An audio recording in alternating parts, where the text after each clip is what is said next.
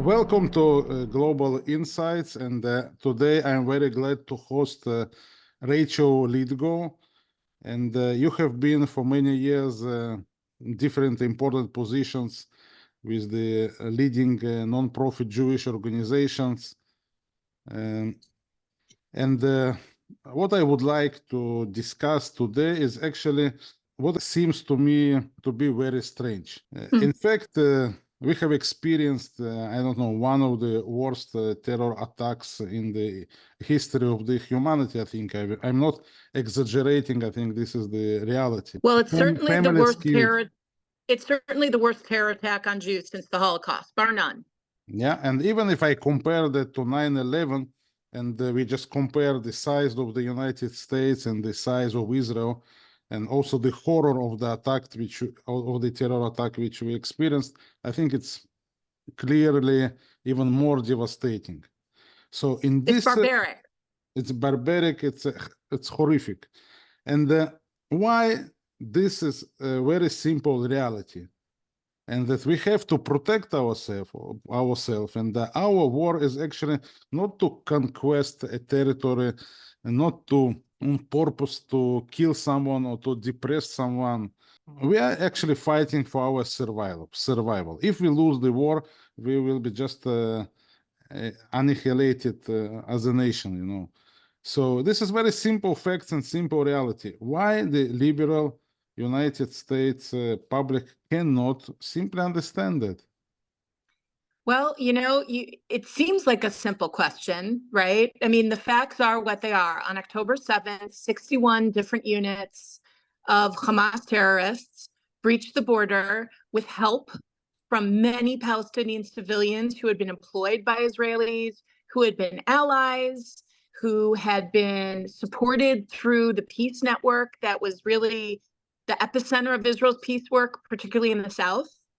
And they specifically targeted young people and families with young children and pensioners, right? We know this. These are facts. These are undeniable facts. These are true. They've been confirmed, not just by Israel, but by many other outside organizations as well, have acknowledged this. You'd think this would be a very simple thing, but it's not. And I think because anti-Semitism is so ingrained in the American left today, they can't even see it. They don't even see what they're denying. And it starts at the highest levels of intellectual space in America. And it's been going on for years, and we've all essentially been sleeping while it happened. And we pretended that because you were educated in an Ivy League institution, that meant you read books and that you were smart and that history mattered and that facts mattered. In fact, they don't. And we saw in America very clearly how 3 of the most prestigious educational facilities, Ivy League schools, all said, without really any hesitation, that it was okay to speak about Jews in a genocidal way because it depends on the context. Now, you couldn't get away with saying that with any other ethnic, religious, or social minority. You just couldn't. But why can you always get away with that with Jews? And the answer is because intellectuals now are perpetrating the lie, right? And the lie is very simple. The lie is Zionism equals racism. Zionism is anti-Black. Zionism equals hatred, right? They don't really care to learn that 50% of Israel's Jews are Jews of color. They don't really care to learn that 15% of the global Jewish population is in fact Black. They don't care. And when you say this to them, they either kind of look confused like this, no.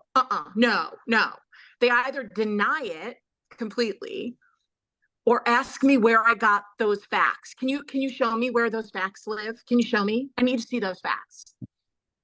Or the ones that know and continue to support the lie, people like Judith Butler, people like Joseph Massoud. These are very well-known, very sort of popular intellectuals and academics. They have huge social media followings, and they teach students, both at the graduate and undergraduate level, at the most elite universities in the United States. And so these are, when you tell it to them, they just sort of sputter and sort of tell you that they only use Black people to continue their Zionist life. They just speak nonsense. When you actually confront them with facts, they just kind of do this, right? They won't engage. That's a very popular phrase now. Don't engage. You're not supposed to engage. So it's either an outright denial of reality and history and facts at the highest levels. And not just this, we have people in our government that we have elected that actually think Jews make space lasers. I mean, it's not normal. This is not a normal, but this is our new reality. This is what we're fighting against every day. And it's not just the liberal left. It's also the far right, who have been anti-Semitic all along and never hid it. So it's from all real sides, and even the most kind of mainstream activists or mainstream, let's say politically mainstream, they have also turned their back on Israel because it's not popular to support something that every 18 to 35-year-old says is bad. You know what is the most, I think, frightening for me in all this situation, and I don't know if even frightening. I kind of feel of disappointed. You know, like all the anti-Semites, and for example, in the former Soviet Union, they always told us, you know, go to Israel. Okay, leave our Russian homeland, Right. go to Israel, and that was common everywhere. You know, not only in Russia. I guess everywhere. So okay, we got this small piece of land. We went to Israel. We just heard what anti-Semites said, and we just fulfilled their dream. And even once we are on our this small homeland, with there is no oil here, there is no natural resources, nothing here.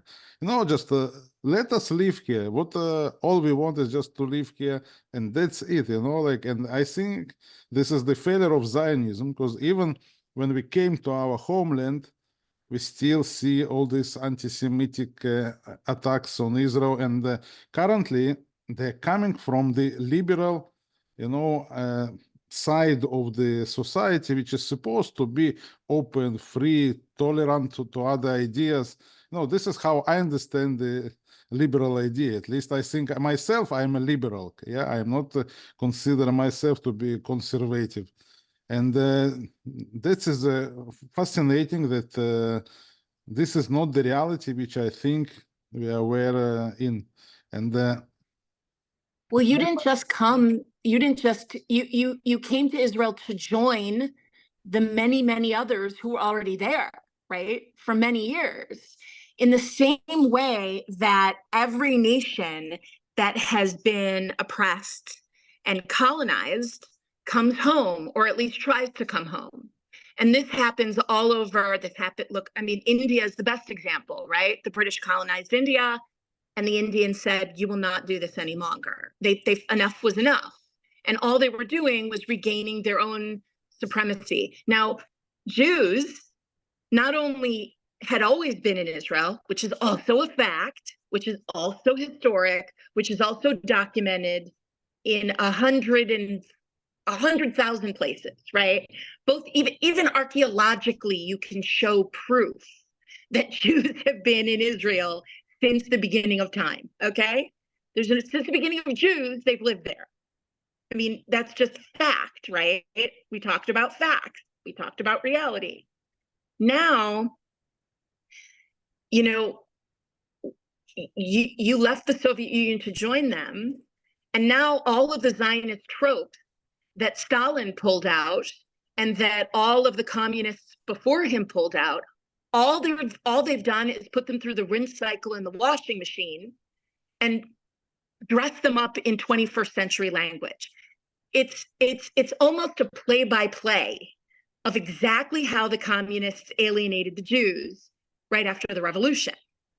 I mean, it's the same ideas, it's the same language. It's now, instead of, you know, fattening up a Christian child and eating it, which was always the trope, right? Now it's that Jews are harvesting Palestinian organs. And millions of people read this garbage and believe it. And so it's interesting that you talk about the Soviet Union, and it's interesting that the liberals and Americans have been so vehemently anti-communist. I mean, think about the millions of people who have died all over the world in the name of fighting communism, right?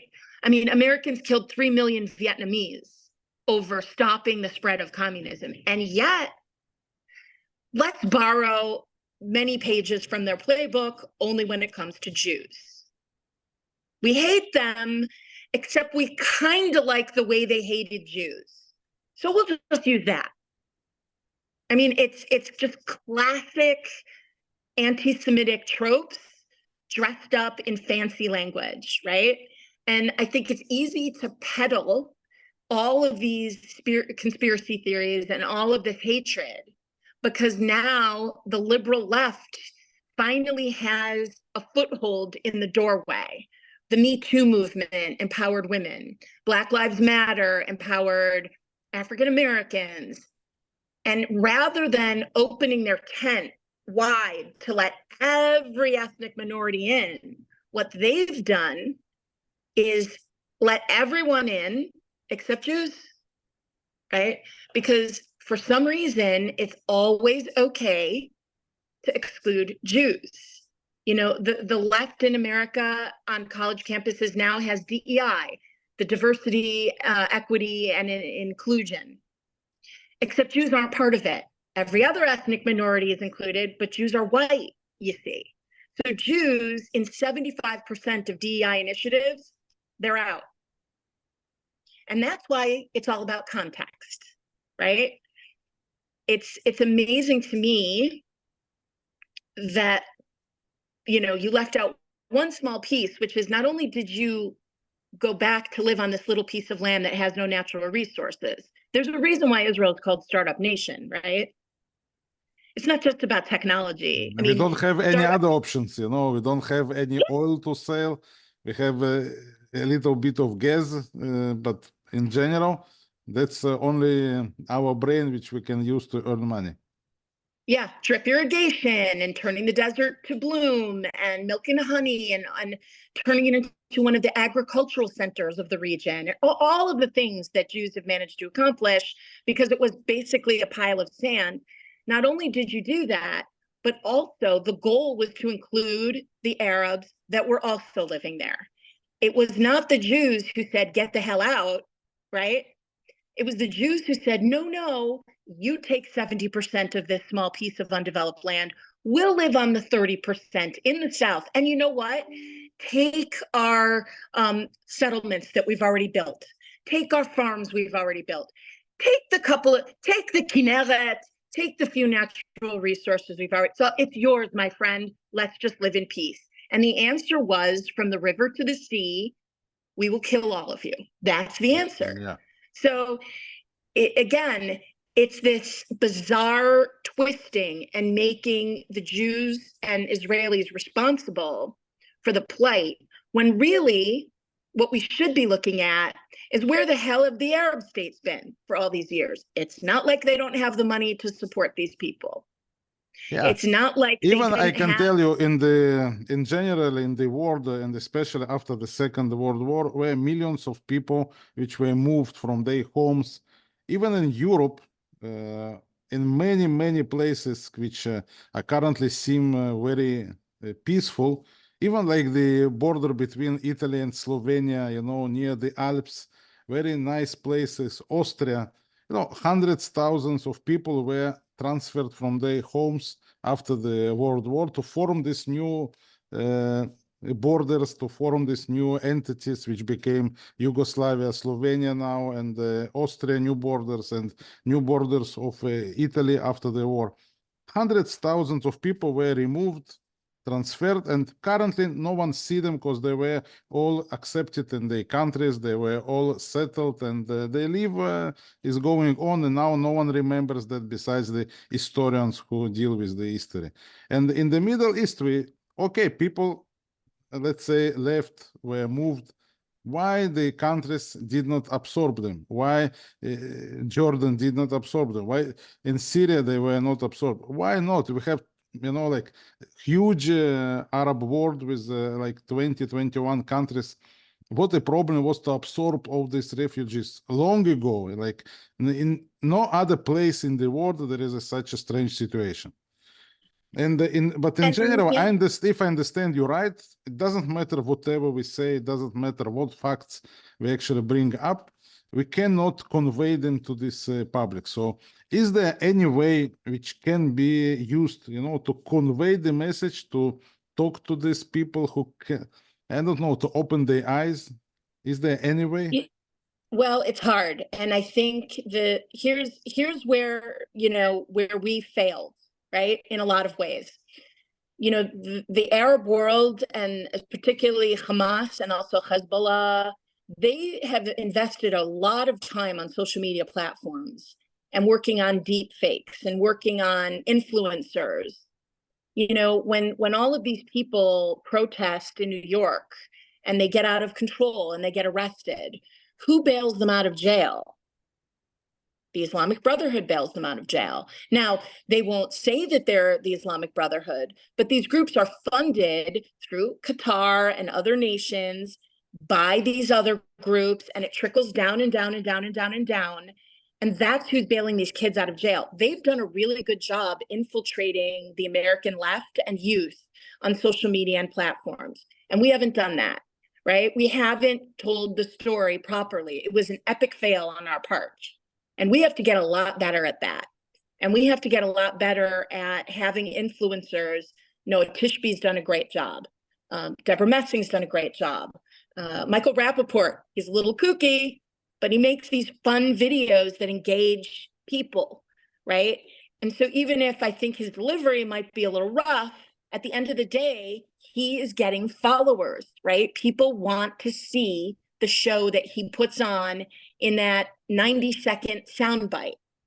And I think we have to get much better at that.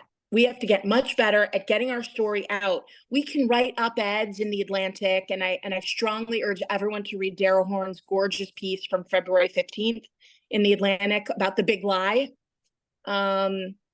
We can give people reading lists. We can have classes. But the truth is, if we really want to win over the 18 to 30 set, which is what we want to win over, we have to do a better job at utilizing these platforms and utilizing influencers and getting our story out on that level. I think it's really the only chance we have at this point. And also, where we've done a terrible job is telling the good news stories of Israel. There is not enough of that feeling. After October 7th, 50% of Israelis volunteered. That's over 5 million people. And my understanding is that today, over 30% are still engaged in active volunteerism in Israel. It's millions of people. The WhatsApp groups that I saw while I was there last week, there are 15 WhatsApp groups just for driving people. Food packing, food preparation, helping people from the north, helping people from the south. No one seems to know that 250,000 Israeli civilians have been evacuated. Right? What are those people supposed to do? Do we not care about those people that have lost their homes and have been evacuated? We didn't do a good enough job telling that story, and we have to tell that story. We have to tell the story about all the organizations like Magalim that works with at-risk youth, right? They have lost 90 graduates in this war so far. 90 graduates. These are kids that would not have graduated from high school or served in the army, went through a 1-year mentorship program and proudly served and gave their lives for this country. These are the stories that have to be told. And I don't know who else is there left to tell them but us. I think what we need to present is actually the people in Israel, that just the simple, ordinary people that will tell their story maybe in few minutes, I don't know, explaining who are they, what country they came from.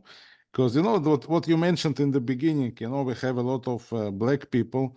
We have a lot of people who were born in the Middle East. I think more or less half of the population of Israel is not actually from Europe. When they speak about this white The white colonization, colonized. yeah, and you know, like most of people in Israel, I think they are not from Europe already. Yeah, at least half of them from different Middle East countries, and that's fine. You know, in Israel, it's one society.